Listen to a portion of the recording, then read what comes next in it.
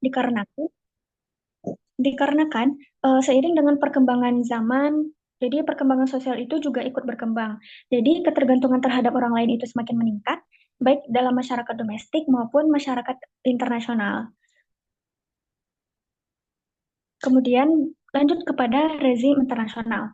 Jadi rezim internasional yaitu institusi atau rezim internasional merupakan suatu perangkat peraturan pemerintah yang meliputi jaringan-jaringan peraturan, norma-norma, dan cara-cara yang mengatur serta mengawasi dampaknya. Jadi norma dalam konteks pada pengertian rezim internasional itu adalah nilai-nilai yang di dalamnya terkandung fakta terpercaya, penyebab dan restitut atau keadilan serta kejujuran. Sedangkan nilai-nilai yang dimaksud itu adalah perilaku standar yang terbentuk karena adanya kewajiban dan keharusan. Sedikit sejarah mengenai rezim internasional. Jadi institusi atau rezim internasional ini mulai berkembang semenjak masa Perang Dunia Kedua, di mana pertemuan Bretton Woods yang digelar pada pertengahan tahun 1944 merupakan cikal bakal terbentuknya institusi atau rezim internasional ini. Kemudian latar belakang adanya rezim internasional itu karena ketika suatu negara menyadari bahwa dalam mengejar kepentingan nasional ada tujuan yang dapat dicapai dengan lebih baik atau mungkin tidak dapat dicapai tanpa bekerjasama dengan negara lain. Materi berikutnya akan disampaikan oleh Hafiz. Kepada Hafiz. Baik, terima kasih kepada Dian. Baik, selanjutnya saya akan menjelaskan materi tentang politik dan keamanan internasional. Politik dan keamanan internasional adalah dua bidang hubungan antar negara yang sangat erat kaitannya. Politik internasional adalah cara-cara negara saling berinteraksi, saling mempengaruhi, dan menangani isu-isu global seperti perdagangan, diplomasi, dan hak asasi manusia. Sedangkan keamanan internasional di sisi lain berkaitan dengan upaya suatu negara untuk melindungi diri dari ancaman eksternal, baik dalam bentuk konflik, militer, terorisme, atau krisis keamanan global lainnya. Baik, selanjutnya itu ada definisi dan ruang lingkup. Politik internasional mengkaji interaksi antar aktor global dalam perebutan kepentingan dan kekuasaan. Ruang lingkupnya terbatas pada permainan kekuasaan yang melibatkan negara-negara berdaulat, berbeda dengan hubungan internasional yang melibatkan antar negara dan aktor non-negara.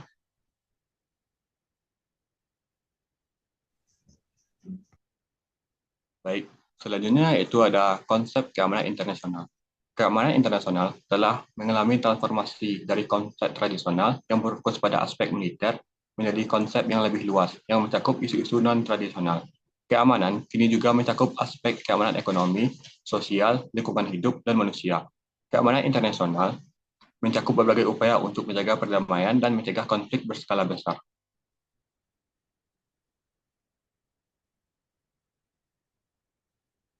Baik, selanjutnya ada isu terpenting dalam keamanan internasional. Yang pertama yaitu ada konflik dan perang. Perang antar negara, konflik bersenjata, dan perang proksi yang melibatkan negara-negara besar di negara-negara berkembang. Yang kedua ada terorisme. Ancaman dari kelompok ekstremis yang berpotensi menimbulkan ketidakstabilan di banyak wilayah, contohnya ISIS. Yang ketiga ada senjata pemusnah massal. Pengembangan dan proliferasi senjata nuklir, biologi, dan kimia merupakan isu penting untuk menjaga perdamaian dunia.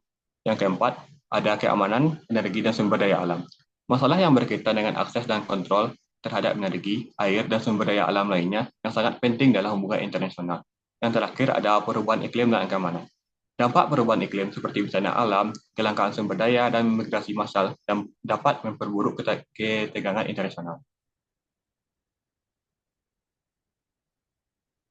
Baik, untuk materi selanjutnya akan dijelaskan oleh rekan saya, yaitu Rio.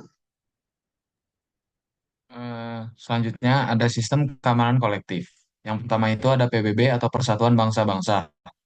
Perserikatan Bangsa-Bangsa telah membentuk sistem keamanan internasional kolektif yang mengamanatkan Dewan Keamanan untuk menjaga perdamaian dan keamanan internasional. Lalu yang kedua ada NATO atau Organisasi Perjanjian Atlantik Utara, aliansi militer yang terdiri dari negara-negara Barat yang bekerja sama untuk melindungi keamanan kolektif. Lalu yang ketiga ada Uni Eropa, sebuah organisasi politik dan ekonomi yang tidak hanya memajukan kerjasama ekonomi, tetapi juga berperan dalam keamanan melalui kebijakan luar negeri dan pertahanan bersama. Lalu selanjutnya ada WTO atau Organisasi Perdagangan Dunia. Meskipun WTO lebih berfokus pada perdagangan, WTO juga mempengaruhi kebijakan internasional dengan mendorong peraturan dan perjanjian ekonomi global.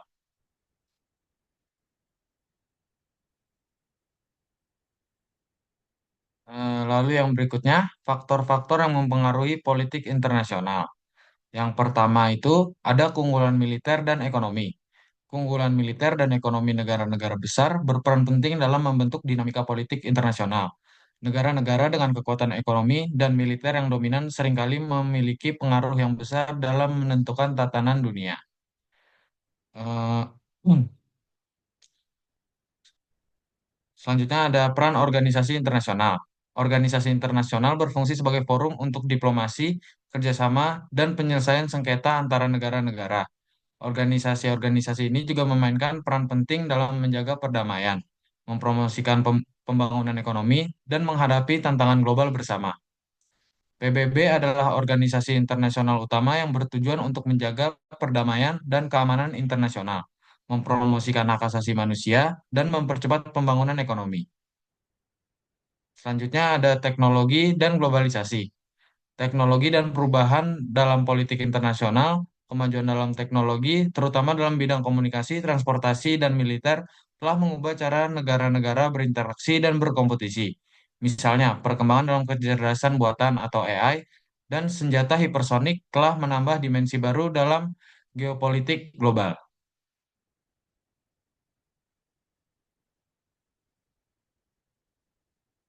Materi selanjutnya akan diterangkan oleh teman saya, yaitu Muhammad Rizal. Oke, terima kasih Rio. Selanjutnya saya akan menjelaskan tentang ekonomi politik global.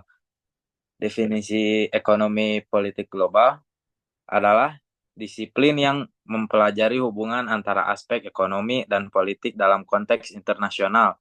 Menurut Mohtar Masud, ekonomi politik internasional melibatkan analisis interaksi antara masalah ekonomi seperti inflasi dan investasi dengan urusan politik baik domestik maupun internasional. Berdasarkan yang kita ketahui bahwa terdapat beberapa teori dan pandangan tentang ekonomi politik internasional, yaitu politik perdagangan liberal, teori perdagangan nasionalis, teori dual ekonomi, teori sistem dunia modern, dan teori stabilitas hegemonis. Teori-teori tersebut telah menunjukkan aspek penting hubungan ekonomi dan politik yang memiliki keunggulan masing-masing. Teori tersebut juga membuka kelemahan-kelemahan teori lain sehingga kita dapat melihat dan membedakan sejauh mana kekuatan dalam menjelaskan kecenderungan-kecenderungan ekonomi global.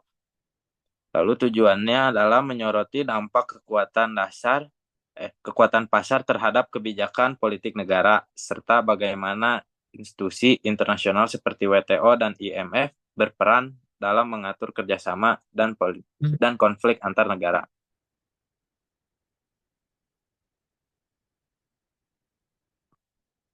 Lalu ada komponen yang mempengaruhinya. Yang pertama, kemajuan teknologi transportasi dan komunikasi. Yang kedua, ada akselerasi perdagangan global. Dan yang terakhir, ada pergerakan modal.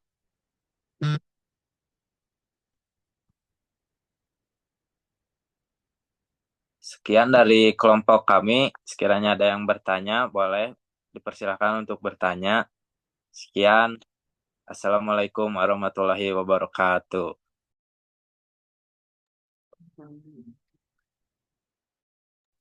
Oke, baik. Terima kasih kelompok 8. Mungkin setelah ini bakal dibuka ya sesi tanya jawab dan tapi mungkin kritik dulu ya. Untuk tim pengkritisi mungkin kelompok 2 dan kelompok 7. Apakah ada yang mau kritik dulu dari kelompok 2 atau kelompok 7? Nah, izin kan aku mau mungkin dari kelompok 7 mau ngasih ini pendapat dari apa untuk presentasi kali ini. Oke, siap. Dipersilakan, Aurel. Oke, baik. Sebelumnya terima kasih ya untuk Sultan yang udah ngasih saya kesempatan buat ngomong di sini. Mungkin aku mau ngapresiasi untuk kelompok 8 ini yang udah memberikan materi tentang politik global. Untuk pemaparan materinya bagus serta PPT-nya ya bagus juga gitu. Eh, Materinya aman lah, bisa menjelaskan gitu ya apa yang ada dalam global politik. Mungkin dari aku udah segitu aja sih buat kritiknya. Dari aku mungkin udah apa kasihnya apresiasi aja. Terima kasih. Oke, terima kasih Aurel. Mungkin yang lain, apakah ada yang ingin mengkritik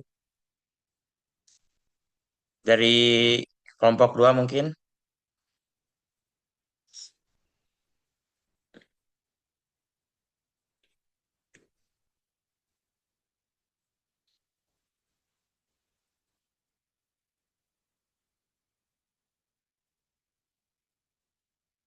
Apakah ada kritik kelompok dua? Mungkin bisa direspon. Kalau misalnya nggak ada, bisa lanjut ke sesi tanya jawab oleh kelompok 2 dan kelompok 7. Tidak Isi ada. pertanyaan.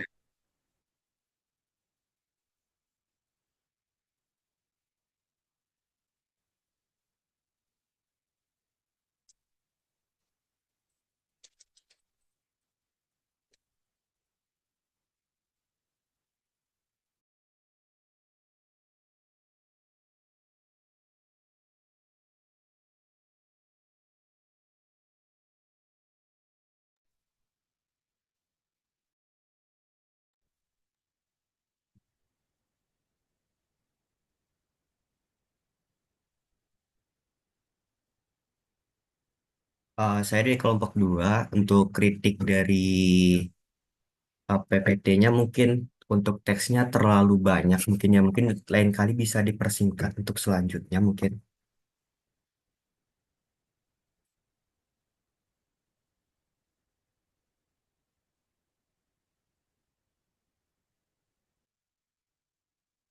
Oke, terima kasih Zul.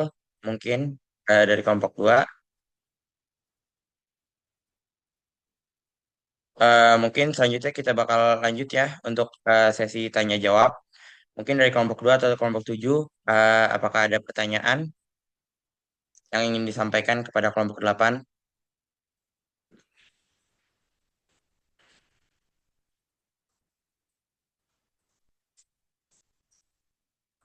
Ayo, mungkin kelompok 2 dan kelompok 7 sebagai tim pengkritisi.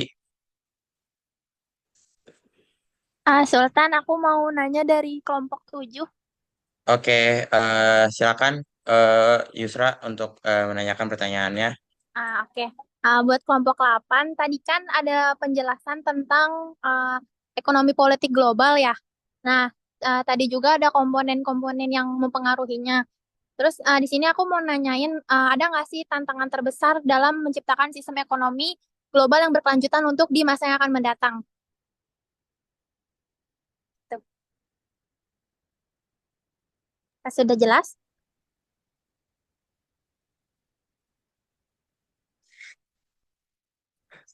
Mungkin kelompok 8 bisa dicatat pertanyaannya ya dari Yusra. Kalau misalnya tidak jelas, mungkin bisa ditanyakan di eh, grup WA untuk pertanyaannya. Terus mungkin teknisnya pertanyaannya bakal disanggah dulu ya. Nanti mungkin langsung dijawab semua pertanyaan yang ditanyakan pas sesi jawabnya. Terima kasih. Apakah ada pertanyaan lagi mungkin dari kelompok 7 atau kelompok 2? Ayo, pertanyaannya. Oke, Zul, Resen, mungkin Agung mau bertanya. Saya ingin menanyakan kan tadi dibahas juga bagaimana kayak teori-teori politik sama menjadi isu dari teori politik itu juga sendiri kan. Jadi yang menjadi pertanyaan bagi saya itu kayak bagaimana perbedaan dari setiap negara itu kan ada sistem politiknya kayak sistem politik otoriter, liberal, marxisme, dan semacamnya di berbagai negara. Kan mereka ada macam-macam, sementara isu global seperti hak asasi manusia, lalu kayak hmm, perubahan iklim kan terjadinya secara masif dan secara global kan. Bagaimana dari setiap sistem itu bisa untuk saling mendukung walaupun terdapat perbedaan dari sistem politiknya sendiri-sendiri. Lalu, mengapa perbedaan ini dapat berdampak signifikan pada penyelesaian masalah global dan hubungan antar negara? Nah, itu aja sih sebenarnya.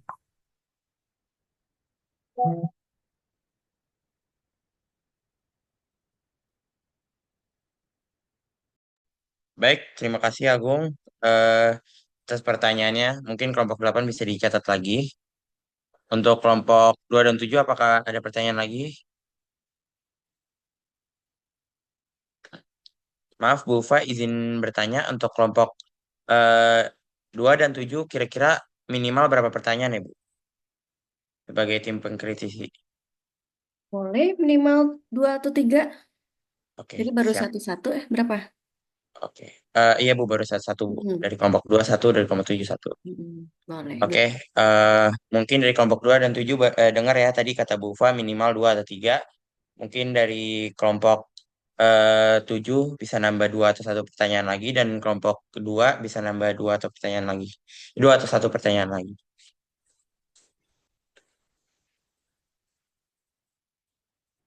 Baik, mungkin responnya kelompok 2 dan 7.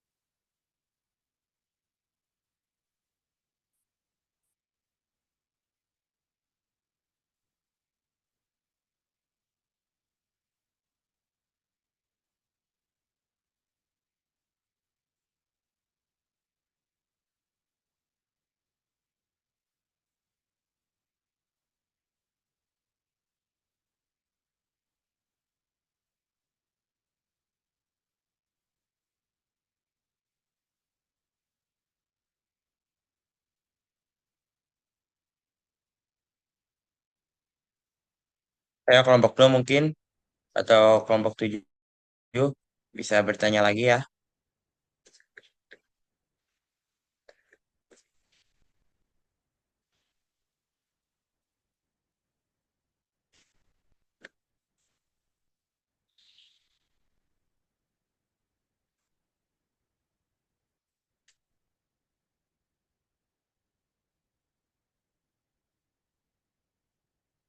Saya kelompok 7 mungkin atas nama Rifit Hidayat, Muhammad Aurel Gifari, Nadira Zafira Wardani, dan M. Raihan Atalafiandra, atau kelompok 2 dengan nama Imelda Dwi Arianti mungkin, atau Neran Dwi, atau Kansa.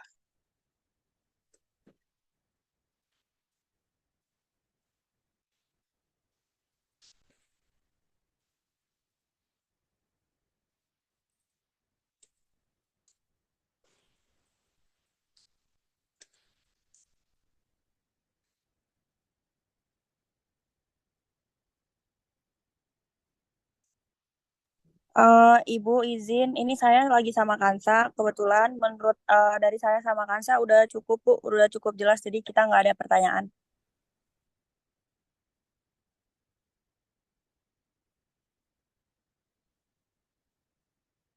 Eh, izin Sultan, boleh Oke, nanya lagi nggak?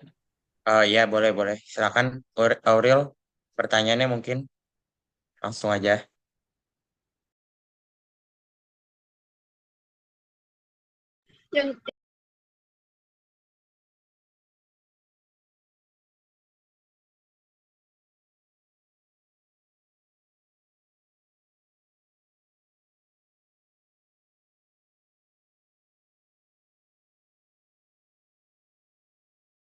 Nah ini kan eh, global politik ini berkaitan ya sama konflik-konflik politik di dunia. Nah mungkin bisa kasih pendapat nggak dari kelompok lain, kelompok kalian tentang konflik di Rusia dan Ukraina pada tahun 2022. Nah, itu apa sih pelajaran yang bisa diambil dari konflik tersebut terkait keamanan internasional? Mungkin sekian. Terima kasih.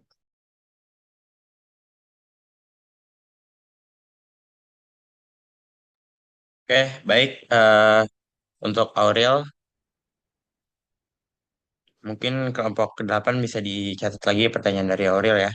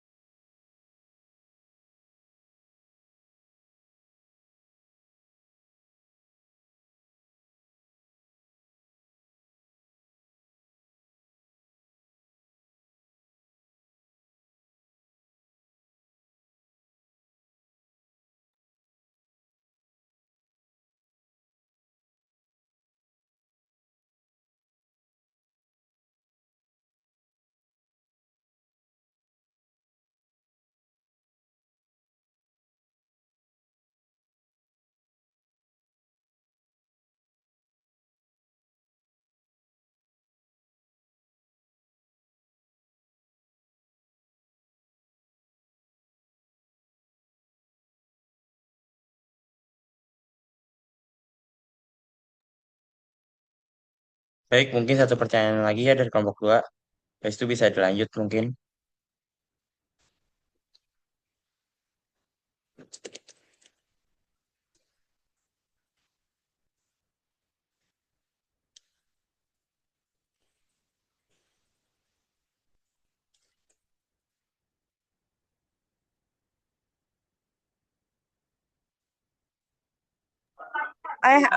Aku mau nanya deh.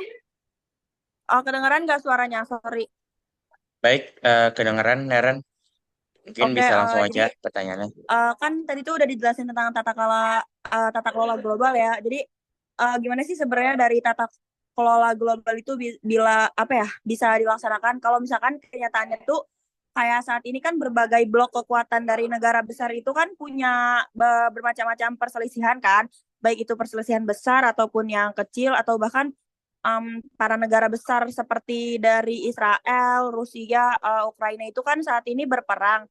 Dan mereka tuh nggak peduli sama hukum internasional dan organisasi internasional lainnya gitu. Jadi bisa nggak dari kalian tuh jelasin kayak gimana sih tata kelola global mereka ini bisa terlaksana kalau misalkan ada konflik kayak gitu?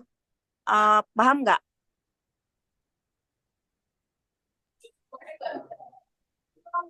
Apakah jelas dari kelompok 8 mungkin?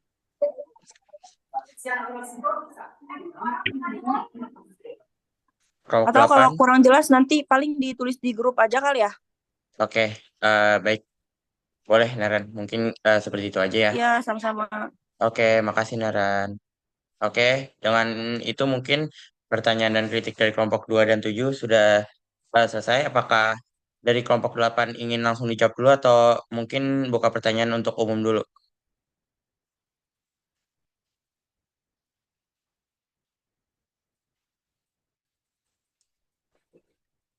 Halo kelompok 8, Iwin, apakah kalian mungkin mau Oh, langsung jawab dari pertanyaan kelompok 2 dan kelompok 7 atau mau dibuka dulu pertanyaannya untuk umum? aku mau, Boleh. Aku mau izin jawab yang tadi ya. Oke, siap. Berarti dijawab dulu ya pertanyaan dari kelompok 2 dan kelompok 7 mungkin. Oke, Ya. Tadi Uca nanyakan apa tantangan terbesar dalam menciptakan sistem ekonomi global yang berkelanjutan? Sini aku mau jawab, pasti ada tantangan terbesar buat nyiptain ekonomi global yang berkelanjutan. Yang pertama, ada ketimpangan ekonomi, perbedaan pendapat dan kekayaan antar negara dan kelompok masyarakat dalam memicu ketidakstabilan sosial dan politik. Terus yang kedua ada perubahan iklim. Dampak perubahan iklim juga bisa merusak produktivitas sama infrastruktur, memerlukan transisi ke energi terbarukan dan pengurangan emisi karbon. Terus yang terakhir mungkin krisis keuangan ya, ketidakstabilan pasar keuangan global seperti krisis yang terjadi waktu 2008 menunjukkan perlunya regulasi yang lebih ketat. Mungkin dari aku segitu aja. Gimana Uca, udah kejawab? Udah, Rizal, makasih ya. Sama-sama. Oke, kalau gitu aku coba jawab yang punya Agung ya. Oke. Jadi tadi pertanyaan Agung kan tuh kan bagaimana perbedaan antara sistem politik terus mempengaruhi pendekatan mereka terhadap isu-isu global. Nah, itu tuh kita mungkin masuk ke isu-isu global dulu ya yang ke hak asasi manusia. Yang pertama hak asasi manusia. Kalau untuk yang sistem politik liberalisme itu tuh di mana liberalisme itu kan mementingkan kebebasan ya. Jadi hak asasi manusia itu tuh udah menjadi dasar dari sistem politik liberalisme. Jadi orang negara-negara yang memakai sistem politik liberalisme ini udah menekankan universalitas hak asasi manusia lalu mendorong negara-negara untuk melindunginya. Jadi terus mereka itu percaya bahwa hak-hak individu itu harus dijamin dan dipromosikan melalui hukum internasional dan mekanisme global. Lalu untuk kons yang teori sistem politik konstruktivisme itu kan menekankan peran norma dan nilai kan dalam bentuk pemahaman itu tentang hak asasi manusia. Jadi mereka berpendapat untuk negara-negara yang menganut sistem konstruktivisme itu, mereka berpendapat bahwa hak asasi manusia itu bukanlah konsep universal, tapi dibentuk sesuai konteks budaya sama sejarah masing-masing negara. Lalu untuk yang teori Marxisme, itu tuh kan negaranya menekankan hak ekonomi dan sosial sebagai dasar hak asasi manusia. Nah, jadi negara-negara ini berpendapat bahwa hak-hak individu itu nggak dapat dijamin sepenuhnya dalam sistem kapitalis yang eksploitatif. Jadi tet- untuk hak asasi manusia dalam sistem politik Marxisme ini itu tuh kayak lebih mementingkan em, kasta ekonomi sama sosialnya. Lalu untuk yang pembangunan ekonomi. Terus kalau untuk pembangunan ekonomi itu untuk yang sistem politik liberalisme itu mereka mempromosikan pasar bebas, perdagangan bebas dan investasi asing sebagai pendorong utama pembangunan ekonomi. Jadi mereka itu percaya kalau pertumbuhan ekonomi itu akan menguntungkan semua orang dan mengurangi kemiskinan. Lalu untuk yang konstruktivisme, nah itu tuh menekankan peran ide dan norma dalam membentuk kebijakan pembangunan ekonomi. Nah, mereka ini berpendapat bahwa pembangunan ekonomi itu harus mempertimbangkan nilai-nilai sosial, budaya, dan lingkungan. Lalu untuk yang Marxisme itu mengkritik sistem kapitalis dan menekankan pentingnya kontrol negara atas perekonomian untuk mencapai pembangunan yang merata dan adil. Lalu, jadi mereka itu percaya kalau kapitalisme itu tuh menyebabkan eksploitasi dan ketidaksetaraan antara warga negara. Lalu untuk perubahan iklim. Untuk perubahan iklim yang sistem politik liberalisme, itu tuh menekankan kerjasama internasional untuk mengatasi perubahan iklim melalui perjanjian global dan mekanisme pasar. Mereka itu percaya kalau solusi berbasis pasar seperti perdagangan emisi dapat mendorong inovasi dan mengurangi gas rumah kaca. Lalu untuk yang sistem politik konstruktivisme itu menekankan peran norma dan nilai dalam membentuk kebijakan perubahan iklim. Nah, untuk ini mereka berpendapat bahwa negara-negara itu harus bekerja sama untuk membangun norma-norma baru yang mendukung dan keberlanjutan lingkungan di sekitar. Lalu untuk yang Marxisme itu, mereka itu mengkritik sistem kapitalisme sebagai penyebab utama perubahan iklim, di mana negara-negara maju itu harus bertanggung jawab atas emisi mereka dan memberikan bantuan keuangan terhadap negara-negara berkembang untuk mengatasi perubahan iklim yang sangat parah saat ini. Lalu untuk stabilitas internasional, di mana liberalisme itu tuh mempromosikan demokrasi, hak asasi manusia, dan perdagangan bebas sebagai faktor kunci untuk menjaga stabilitas internasional. Nah, mereka tuh percaya kalau negara-negara demokratis cenderung nggak berperang satu sama lain dan bahwa perdagangan bebas dapat mempromosikan perdamaian. Lalu untuk inkonstruktivisme, itu menekankan peran identitas dan persepsi untuk membentuk hubungan antar negara. Mereka itu berpendapat bahwa stabilitas internasional dapat dicapai melalui dialog dan pemahaman yang lebih baik antar negara. Lalu untuk Marxism, di mana mereka menekankan konflik kelas dan persaingan ekonomi sebagai faktor utama yang mengancam stabilitas internasional.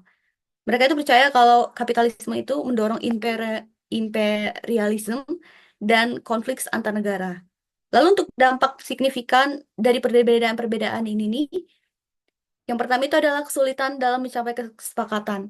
Karena perbedaan ideologis itu tuh kan ada yang saling bertentangan. Jadi ini membuat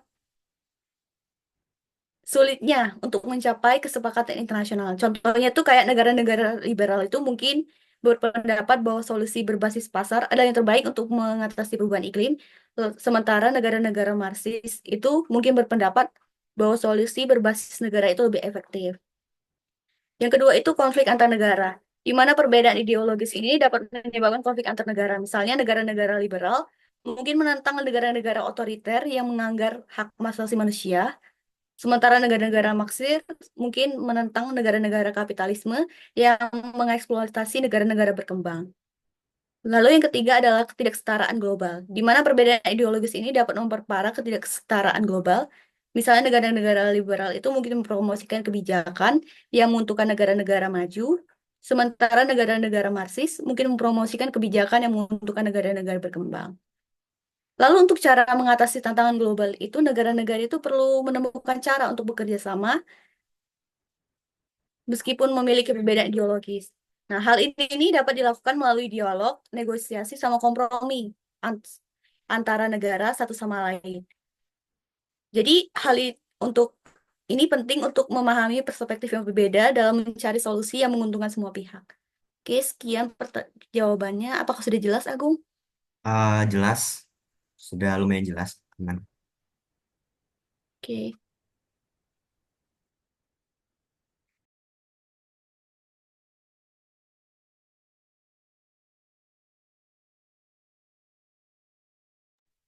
Baik, terima kasih Jovinka dan Rizal. Mungkin masih sisa 2 pertanyaan lagi ya. Pertanyaan Aurel dan Neren belum dijawab tadi.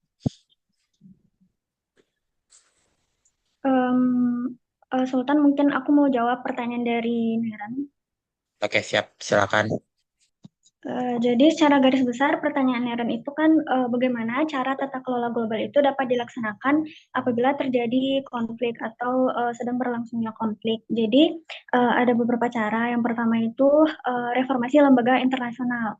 Nah, jadi reformasi lembaga internasional contohnya itu seperti PBB itu tuh penting banget. Jadi banyak pemimpin dunia termasuk kayak Presiden Turki sama Menteri Luar Negeri Indonesia itu sudah menyuarakan reformasi di dalam PBB dan organisasi internasional lainnya itu untuk meningkatkan efektivitas dalam menangani konflik global yang sedang terjadi. Kemudian reformasi ini sendiri juga harus mencakup peningkatan representasi negara-negara berkembang dan penyesuaian terhadap tantangan zaman yang baru atau konflik yang terjadi tersebut. Kemudian yang kedua itu ada melibatkan atau lebih melibatkan keterlibatan dari civil society. Jadi keterlibatan kelompok masyarakat sipil dan organisasi non-pemerintah atau NGO ini sangat penting dalam tata kelola global. Contohnya itu seperti Amnesty Internasional yang dapat berperan dalam evaluasi kinerja dan perumusan kebijakan yang lebih responsif terhadap kebutuhan masyarakat yang terdampak dari konflik tersebut, terutama di saat krisis seperti konflik pengungsi yang dimention sendiri sama Neren tadi, Palestina dan Israel. Mereka dapat memberikan suara bagi yang terpinggirkan dan mendorong transparansi serta akuntabilitas. Kemudian yang ketiga itu ada dukungan terhadap negara yang terdampak. Jadi negara-negara yang terdampak konflik itu perlu mendapatkan dukungan internasional yang memadai, baik dalam bentuk bantuan kemanusiaan maupun pembangunan pasca konflik. Jadi ini termasuk ke dalam dukungan finansial, teknologi dan kapasitas untuk membantu mereka untuk membangun kembali infrastruktur dan memulihkan ekonomi karena dampak dari konflik yang terjadi tersebut. Apakah sudah terjawab, Neren? Sudah jelas. Terima kasih, Jihan. Sama-sama. Baik, mungkin berarti sisa satu pertanyaan lagi ya. Pertanyaan dari Aurel belum terjawab. Baik, Silakan kelompok Sultan. 8. Aku mau jawab pertanyaan dari Aurel, Sultan. Oke, silakan Hafiz, langsung aja. Baik, untuk pertanyaan Aurel yaitu apa pelajaran yang bisa diambil dari konflik di Ukraina terkait keamanan internasional. Yang pertama, pelajaran yang dapat kita ambil yaitu pentingnya keamanan teritorial dan integritas negara. Konflik ini menyoroti betapa pentingnya menjaga integritas teritorial dan kedaulatan negara. Invasi Rusia ke Ukraina menunjukkan bahwa ancaman terhadap wilayah suatu negara dapat memicu ketegangan global dan mengubah lanskap politik serta keamanan internasional. Yang kedua, pelajaran yang bisa kita ambil yaitu peran organisasi internasional dalam menanggapi agresi. Meskipun organisasi internasional seperti PBB berusaha untuk mengatasi konflik ini, ketidaksepakatan di antara negara-negara besar, terutama anggota tetap Dewan Keamanan PBB seperti Rusia, membatasi efektivitas tindakan yang diambil. Yang selanjutnya itu pentingnya aliansi dan diplomasi. Konflik ini juga menegaskan pentingnya aliansi strategis seperti NATO dan Uni Eropa dalam menjaga stabilitas dan keamanan kawasan. Yang selanjutnya yaitu pengaruh ekonomi dan sanksi internasional. Sanksi ekonomi yang diterapkan terhadap Rusia oleh negara-negara Barat menunjukkan bagaimana ekonomi bisa digunakan sebagai alat untuk menekan negara agresor. Kemudian yaitu ketegangan antara blok timur dan barat. Konflik ini memperburuk ketegangan antara Rusia dan negara-negara barat, memperlihatkan kembali pembagian dunia dalam dua blok besar dalam konteks geopolitik dan ideologis. Ini memperburuk polarisasi internasional dan meningkatkan ketidakpastian global. Secara keseluruhan, konflik di Ukraina mengajarkan bahwa dunia saat ini semakin terhubung, dan ketegangan di satu kawasan bisa memiliki dampak besar terhadap stabilitas internasional secara keseluruhan. Keamanan internasional membutuhkan respon yang lebih terkoordinasi dan fleksibel, serta perhatian pada berbagai bentuk ancaman yang muncul. Apakah sudah terjawab, Aurel?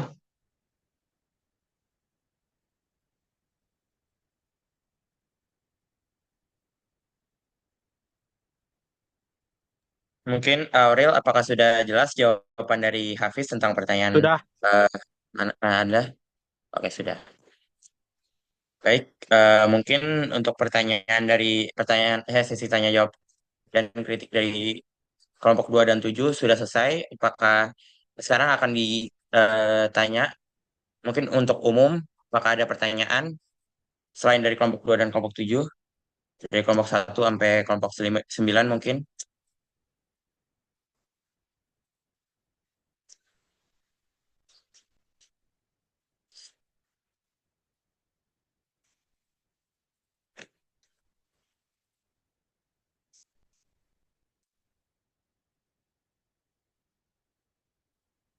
Ayo, apakah ada pertanyaan mungkin selain dari kelompok 2 dan kelompok 7?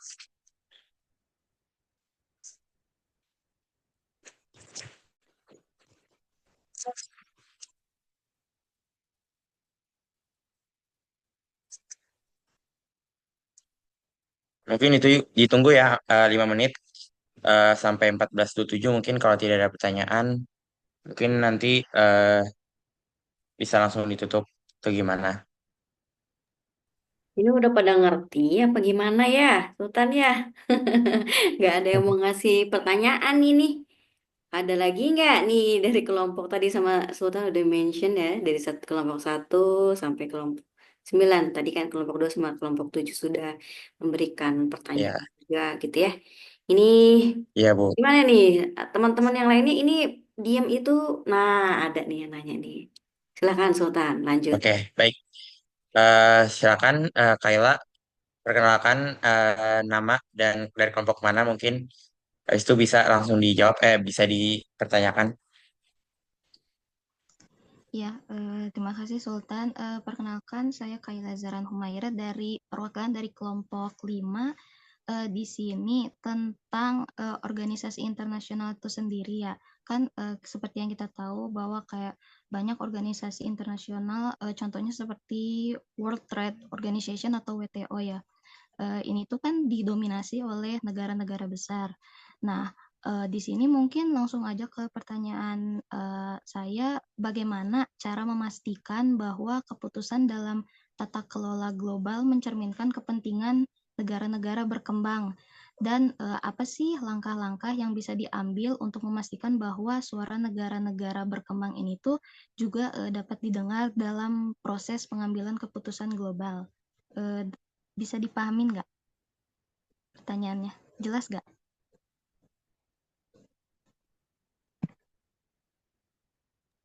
Baik, apakah kelompok 8 sudah jelas? Mungkin kalau misalnya nanti belum jelas, Kai bisa ditulis aja di grup mungkin. Oke. Sekian aja Oke, pertanyaan. Terima kasih. oke, makasih Kaila untuk pertanyaannya dari kelompok 5.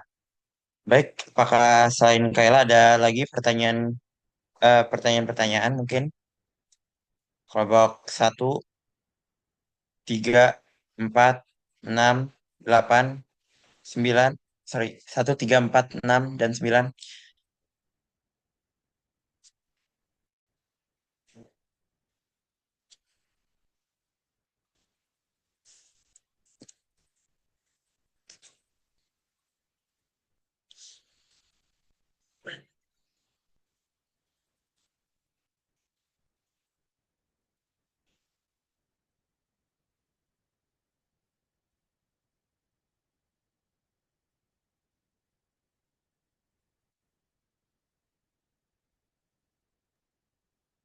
Kalau nggak ada yang nanya, dikasih pertanyaan aja gitu ya. Kasih pertanyaan, terus jawab gitu. Coba. Ayo gimana? Yang lain mungkin kelompok 1, Ini udah pada 3, tuh. 4, 6, dan 9 mungkin. Mm-mm. Apakah sudah jelas atau gimana mungkin responnya ya?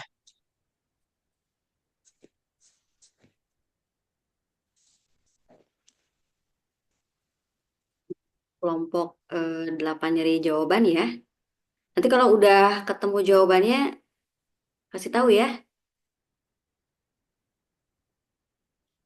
Nah, ini sambil saya nanya nih, sambil dipanggil sama saya ya. Sambil di absen istilahnya ya. Gitu. Nanti kalau udah ada jawabannya kasih tahu ya. Dari kelompok 8 ya, kalau udah ready jawab. Kalau Nur Irawati, ada nggak Nur Irawati?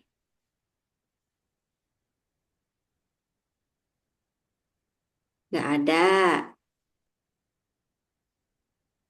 Prirawati mungkin, apakah dengar tadi dipanggil sama Bu Fa? Iya, Bu. Coba dibuka itunya apa, videonya coba saya pengen lihat lagi apa itu.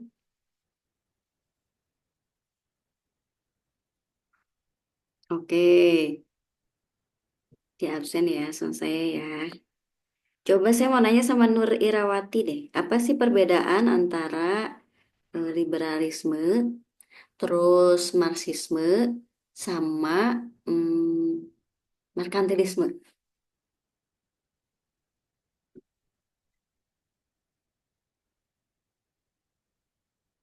Ibu maaf, boleh tolong diulang, soalnya di sini berisik. Hmm. Apa perbedaan antara liberalisme, Marxisme, dan juga merkantilisme?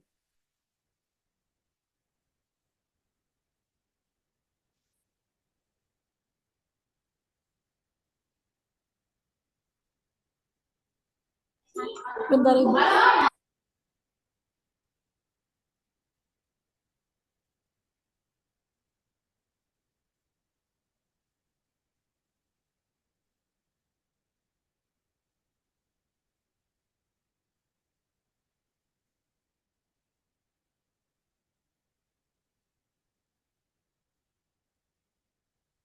Ya, kelompok 8 udah ada belum jawabannya tadi, pertanyaan dari siapa tadi teh?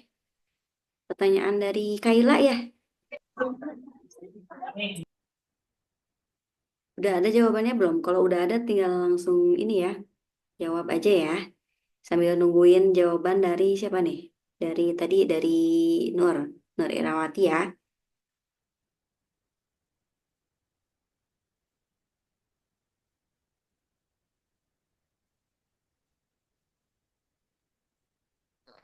Udah, Bu. Saya udah ada jawabannya untuk pertanyaan. Putus-putus nih. Saya balikin sama Sultan lagi ya. Silakan. Oke, baik.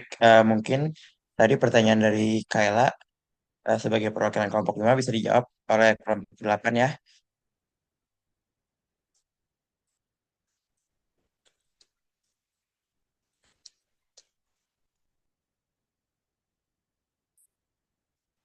Tadi Rio mungkin lumayan nge-lag ya, jadi bisa dibantu yang lain untuk menjawab mungkin.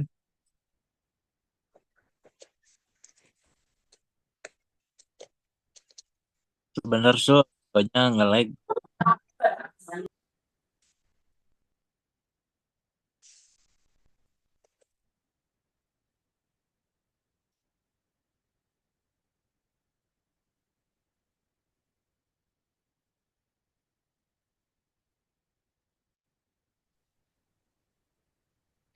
Mohon maaf, tadi saya nge-lag jadi keluar. Izin melanjutkan tadi ya.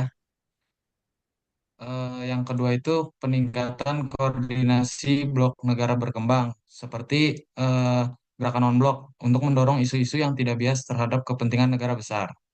Lalu yang ketiga, memperkuat peran regionalisme seperti organisasi ASEAN, Uni Afrika, CELAC, dan lain-lain. Lalu keempat, ada penguatan kapasitas diplomasi dan negosiasi. Banyak negara berkembang menghadapi keterbatasan sumber daya dalam berpartisipasi di forum global. Lalu yang terakhir, meningkatkan partisipasi dalam agenda global. Negara berkembang harus memiliki suara dalam menentukan prioritas agenda global. Contohnya, perubahan iklim. Negara berkembang harus terlibat secara aktif dalam pembicaraan iklim untuk memastikan perhatian pada isu-isu seperti pendanaan, adaptasi, dan transfer teknologi. Yang terus, reformasi ekonomi global mendorong sistem perdagangan internasional yang adil, seperti mengurangi hambatan perdagangan yang merugikan negara berkembang. Sekian dari saya, apakah sudah jelas, Kayla? Sudah jelas, Rio. Terima kasih.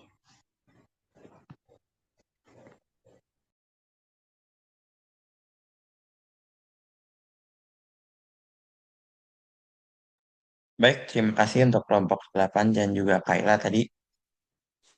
Eh, Mungkin bisa dilanjut lagi ya, apakah eh, tadi Bu eh, untuk Nur Irawati masih ditanyakan? Baik. Mungkin untuk Nur Irawati ya, bisa menjawab pertanyaan dari Bu Ufa tadi. Apa perbedaan dari liberalisme, marxisme, dan merkantilisme? Iya, liberalisme itu menurut aku menekankan kebebasan individu, pasar bebas, dan minimnya peran pemerintah dalam ekonomi. Kalau Marxisme fokus pada kesetaraan sosial, kritik terhadap kapitalisme, dan penghapusan kelas sosial. Merkantilisme bertujuan memperkuat kekayaan negara melalui kontrol perdagangan dan proteksionisme.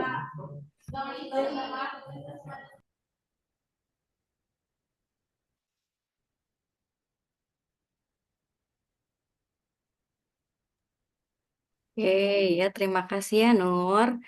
Eh, ini dipanggilnya apa? Nur Ira. Ira. Ira, Ibu. Raya, sama Ira, makasih. Oke, sekarang saya tanya lagi nih. Saya mau nanya lagi ya. Udah, kalau Ya, Ira, Ibu. saya nanya lagi yang lain ya. Coba saya mau nanya ke hmm, kalau Dava ada nggak sih Dava? Maaf Bu, untuk Dava, dia udah Keluar, keluar dari administrasi pemerintahan Bu. nggak lanjut lagi ya. Fajri, kalau Fajri, Fajri Ilham. Hadir, Bu. Oke, Fajri. Nah, tadi kan apa Ira udah jelasin tuh ya. Apa sih perbedaan antara liberalisme, marxisme, merkantilisme? Saya pengen nanya sama Fajri itu, berikan contoh negara-negara yang menganut liberalisme, marxisme, sama merkantilisme. Satu-satu aja cukup. Oke, Bu. Mm-mm. Boleh. Dari Oke. dulu nggak, Bu? Boleh bebas mau yang mana dulu? Oke, Bu.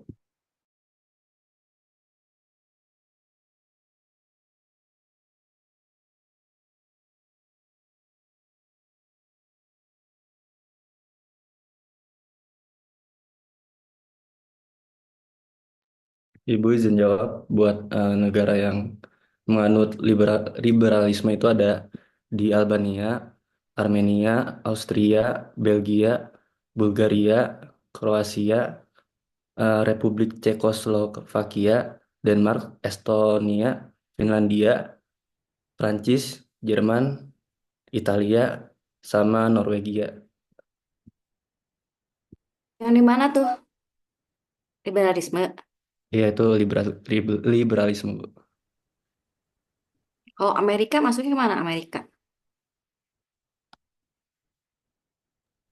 Amerika liberalisme mungkin, Bu.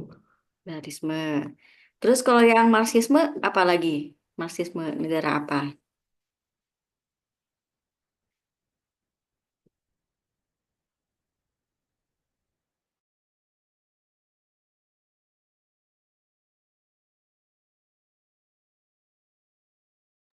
Kalau Marxisme itu kayak Uni Soviet, Bu. Tiongkok, Laos, Vietnam.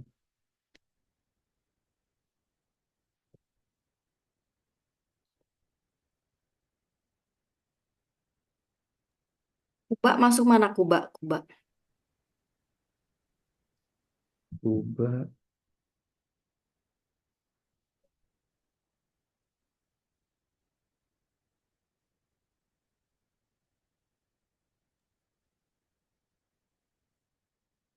Maaf, Bu, tadi negara apa?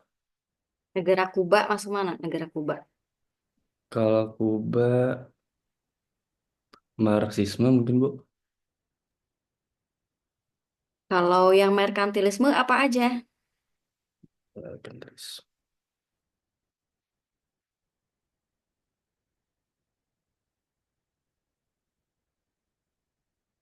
Kalau merkantilisme itu ada Inggris, Prancis, Portugis, Belanda, Spanyol, Italia, sama Jerman, Bu.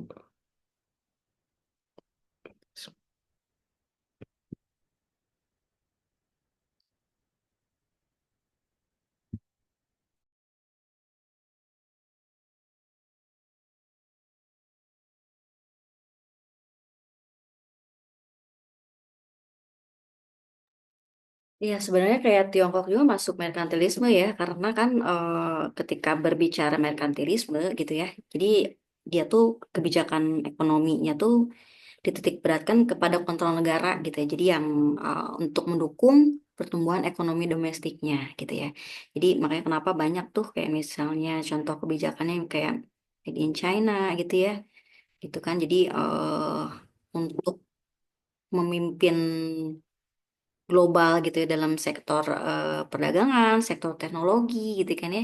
Itu negara itu tuh menjadi yang melindungi juga yang juga mendukung industri juga dalam negeri gitu ya.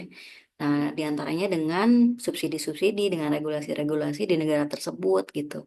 Kalau yang merkantilisme gitu ya. Jadi meskipun secara teknis di negara merkantilisme itu memiliki elemennya pasar bebas gitu ya, karena kan semua negara itu sekarang kan pasar bebas gitu ya, tapi di negara merkantilisme ini perfeksionis gitu loh dalam mendukung industri nasionalnya gitu. Jadi kenapa si industri-industri yang di negara merkantilisme itu berkembang gitu. Jadi dengan dipasok atau didukung dengan regulasi-regulasi di negara tersebut untuk meningkatkan industri nasionalnya gitu. Ya. Oke, ini ada yang mau nanya lagi nggak nih? Saya lanjut, saya balikin lagi ke Sultan lagi ya. Silakan. Ya, terima kasih Oke. ya Fajri. Ya, silakan Sultan. Baik, terima kasih Bu Fa. Oke, mungkin apakah ada kelompok lainnya yang mau nanya ya? Tadi kan dari Kayla sendiri kelompok 5 udah nanya. Mungkin dari kelompok 1, 3, 4, 6, dan 9.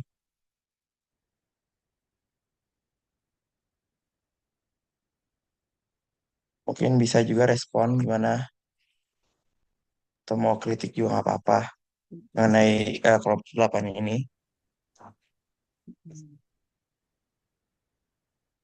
Ya, kalau nggak ada lagi mungkin bisa ditutup Sultan berarti Sultan ya. Kalau nggak ada, mana nih? Sampai 14, 45. Hmm, kita tunggu dulu ya. Barangkali ada yang mau nanya lagi. Ibu, Komentar. maaf saya dari kelompok satu mau nanya. Untuk kelompok 8, aku tuh mau nanya, gimana Indonesia itu bisa memanfaatkan kekayaannya di dalam sumber daya laut untuk mendukung diplomasi ekonomi itu tanpa memicu ketegangan dengan negara tetangga. Mungkin itu aja pertanyaan saya. Terima kasih.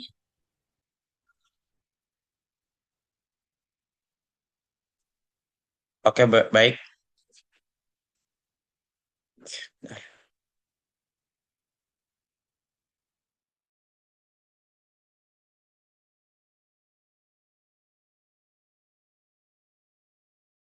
Nah nih Sultan, Sultan kau kenapa kemana ini? Sinyalnya apakah gimana?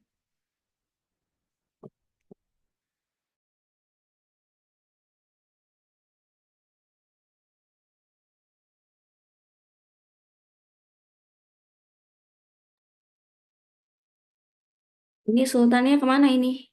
Jaringannya kah Sultan? Iya Bu, sepertinya sultannya nge-lag Bu. Ah, tapi ini kelompok 8 udah bisa nangkap ya tadi pertanyaan dari Sofi ya. Ya, boleh deh kalau gitu boleh bisa langsung dijawab.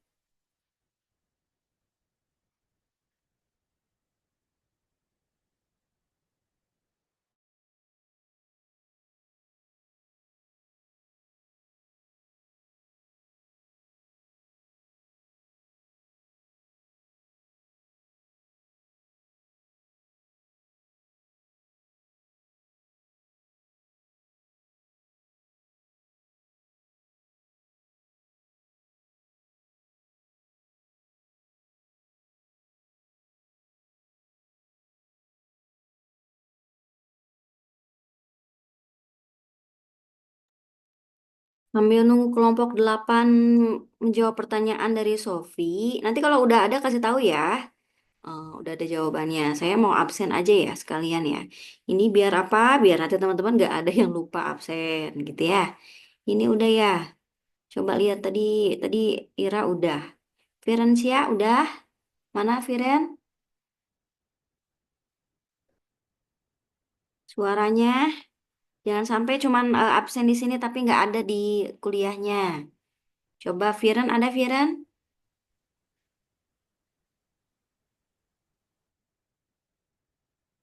Baik, Feren, apakah ada Ferencia? Firencia. Saya ini di sini udah absen nih, udah online absen. Tapi saya mau nanya ini hadir nggak?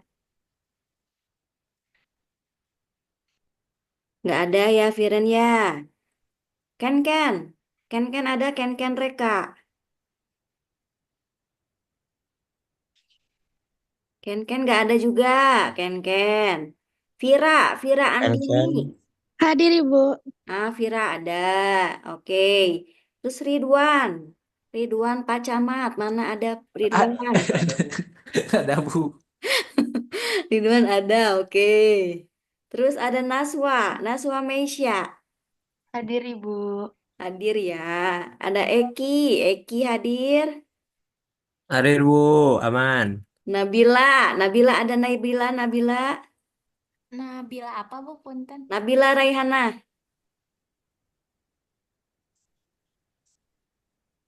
Nggak ada Nabila Raihana. Tuh, ini absen di sini ya. Tapi mana Nabilanya? Ada Indi Endelista. Indi Edelista. Ada Indi? Ini nggak ada. Ini absen, udah absen di sini. Tapi nggak ada mana di sini. Ada Mazaya, Mazaya Alia. Hadir, Bu. Iya hadir ya. Oke. Kenapa dimatiin itunya videonya? Oke, lagi di mana itu? Lagi makan. Oke, lalu ada Sophia. Sophia Nadine. Hadir, Ibu. Oke, Sophia. Minggu kemarin ulang tahun ya Sophia ya? Iya, Ibu. Happy birthday ya. Iya, Terus ada makasih, Ibu. Brevit Hidayat. Mana Brevit? Hadir Ibu. Oke, mana nggak kelihatan mukanya mana?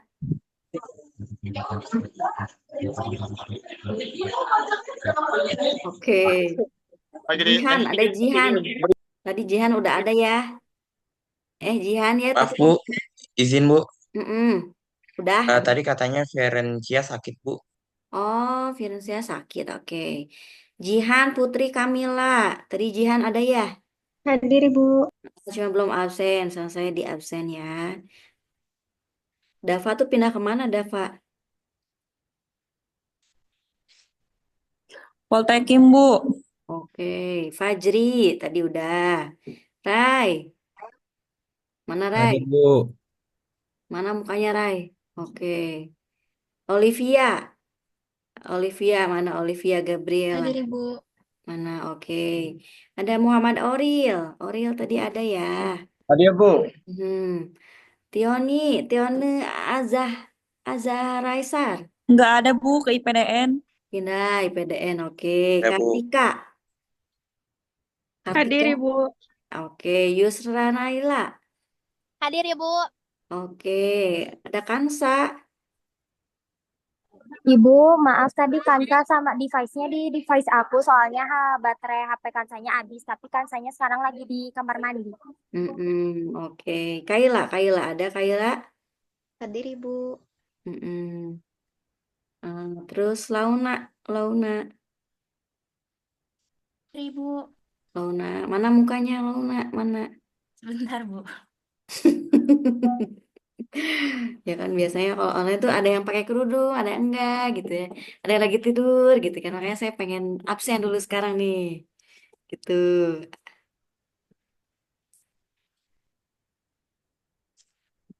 Oke, ada Maria Isabel.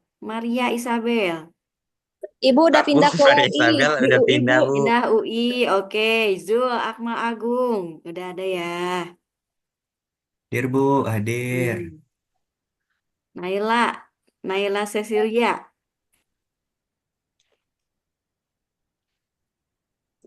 Ya, sip. Agung udah. Naila ada Naila. Naila Cecilia lagi di toilet. Oke, di toilet. Oke, ada Zaki Raihan. Ada, Bu. Oke, sip. Ada Rio. Udah ya, ada tadi ya. Maaf Bu, izin Bu. Siapa? Tadi katanya ken mereka lagi neduh Bu di jalan. Tadi kehujanan katanya Bu. Aduh, ya. Terus ada Raffi Raspati. Raffi, mana Raffi? Hadir, Bu.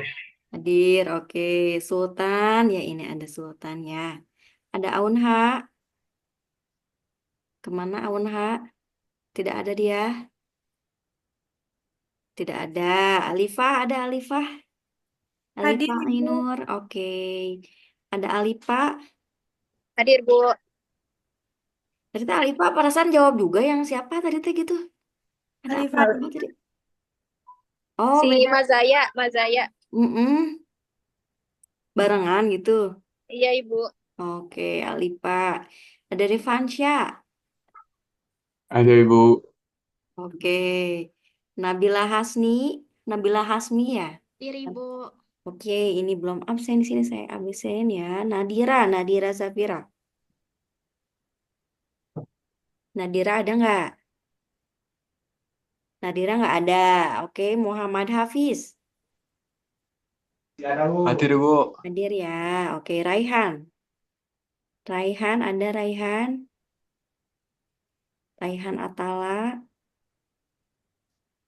Nggak ada. Udah absen ini. Terus Jovinka, ini ya saya absen ya. Oh, Raihan ada. Raihan kamu kemana aja? Nggak ada suaranya. Hmm. Tuh Muhammad Rizal Prakoso. Mana? Nggak ada Muhammad Rizal Prakoso. Rizal, nggak ada Tadi Muhammad Rizal? Rizal ini Bu, presentasi Bu, kelompok 8. Oh, belum absen aja ya. Komiknya error siapa? Oh, Raihan mic-nya error. Ya. Terus ada siapa? Giandra. Giandra ada Giandra. Giandra ada. Presentasi hadir Ibu. Ya. Ivan, ada Ivan. Ivan Aldi. Ada tidak? Tidak ada. Ini absen ini. Cahaya, Cahaya Insania. Cahaya Insania hadir. Ya. Terus ada Imelda. Imelda mana Imelda? Ya, sebelahan ya. Terus ada Gilang, Gilang Aditya, Muhammad Gilang Aditya. Mana Gilangnya? Nggak ada. Nih absen, udah absen ini Gilang ya. Oke, ini udah selesai ya. Karena kalau Lugar Dusmara mah nggak ada kan ya. Kita lanjut ya. Ada Bu. Hah? Ibu maaf. Oh, ada? Ibu aku belum di absen. Udah ya, ada berarti ya. Iya Bu, Neren hadir Bu. Udah, Safa, ada Safa. Ada ibu ini hadir. Neweng, Neweng. Nen, apa Oh, Neweng? hadir Bu, Neweng hadir Bu. Udah malu. Hadir Bu. Ya, oke. Sip ya. Sip ya. Saya balikin lagi sama Sultan lagi nih. Sultan jadi ini intermezzonya udah panjang nih ya. Oke, saya balikin lagi nih Sultan. Silakan. Oke, baik Bu, mungkin karena semuanya udah selesai juga presentasinya dan juga udah di absen ya Bu. Mungkin gimana Bu? Tadi perasaan ada pertanyaan satu udah dijawab belum? Oh iya, Jawab dari aja ya. Sofia mungkin ya. Oh iya iya. Coba tanya kelompok Dari 8 Sofia dulu. mungkin ya pertanyaannya apakah udah. sudah dijawab? Aku Udah Kelompok dijawab belum 8. sih? jawab. Izin jawab pertanyaannya Sophia. Silakan Rizal Tadi untuk menjawab pertanyaan dari Sofia. ya Sophie nanya bagaimana Indonesia dapat memanfaatkan kekayaan sumber daya laut untuk ekonomi tanpa memicu ketegangan dengan negara tetangga. Mungkin dari aku ada bisa kerjasama maritim, itu membangun kemitraan sama negara tetangga dalam pengelolaan sumber daya laut, seperti perikanan atau pariwisata bahari untuk menghindari konflik.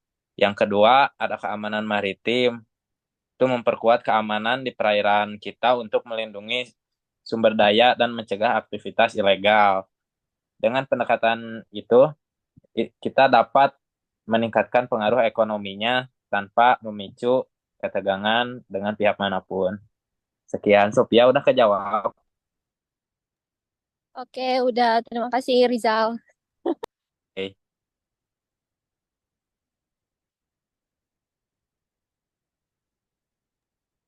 Oke, udah selesai mungkin ya. Sultan. Ya Bu, sudah. Oke, baik. Mungkin presentasi hari ini dari kelompok 8 dengan tema politik dunia dan global sudah selesai dipresentasikan. Mungkin terima kasih untuk kelompok 2 dan 7 sebagai tim pengkritisi dan juga terima kasih kepada Sofia dan juga Kaila yang ingin bertanya walaupun bukan tim kritisi hari ini. Baik, sekian mungkin presentasi hari ini. Wassalamualaikum warahmatullahi wabarakatuh. Terima kasih semuanya. Mungkin bisa dibalik lagi ke Bu Ufa ya. Terima kasih Bu. Warahmatullahi wabarakatuh. Terima kasih ya Sultan sudah menjadi moderator hari ini. Terima kasih Baik. banyak juga untuk kelompok 8 dan kelompok 2, 7 sama kelompok lainnya gitu ya tadi ya teman-teman yang